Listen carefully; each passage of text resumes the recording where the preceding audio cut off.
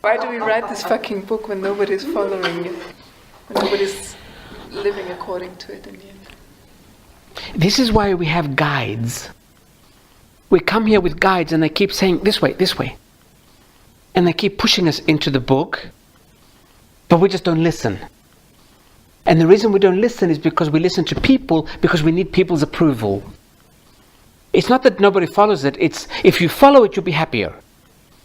Now, never think, what does my book say? Keep doing what you like and you're automatically in there. Now, let me give you a couple of examples of what it's like to be on earth without a book. You're totally lost.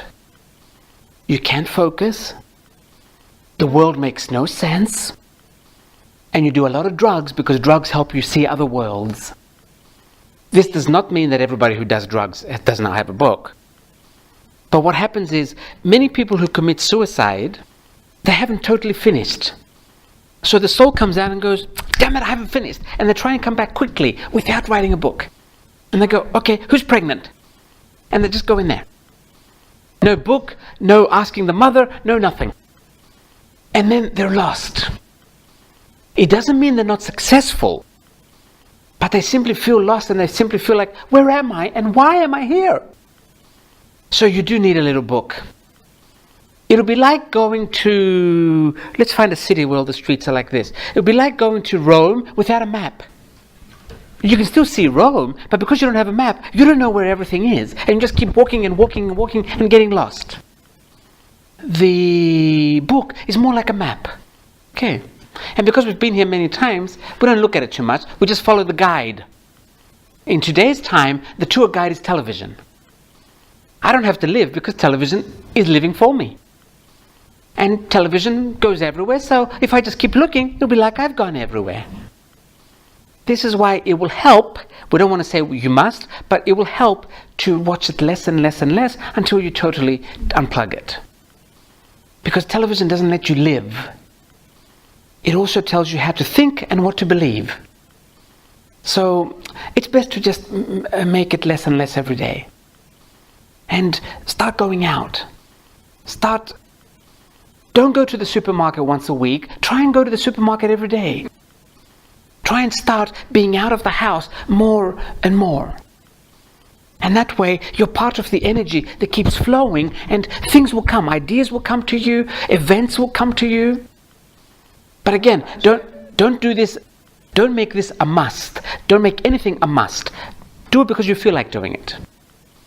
Because if you say, I have to get out of the house every day, this have to makes your energy low. You won't pick up anything that's in the collective consciousness. You won't pick up any new ideas.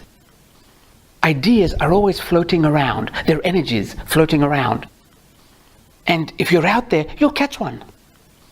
And you'll get an idea of how to change your life if you want to change your life, or how to solve a problem if you want to.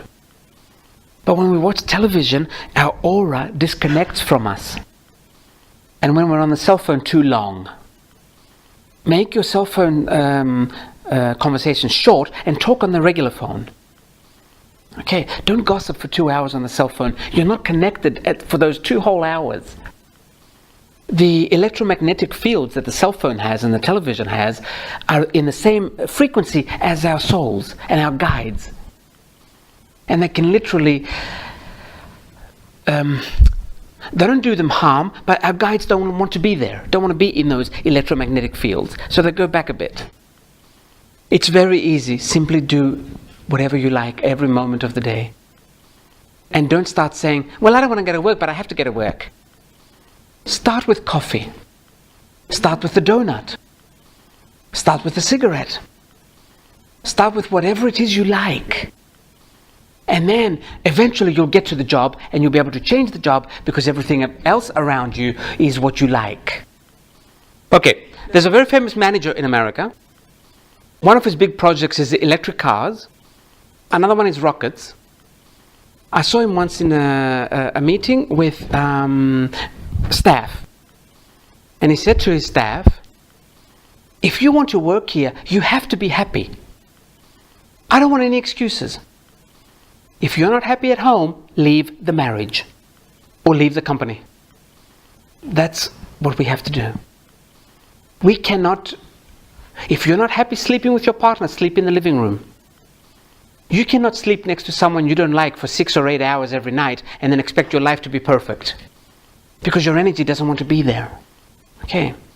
So don't go straight to the job and say, well, I don't like my job. Change everything else you don't like first, the little things, and then your job will change by itself.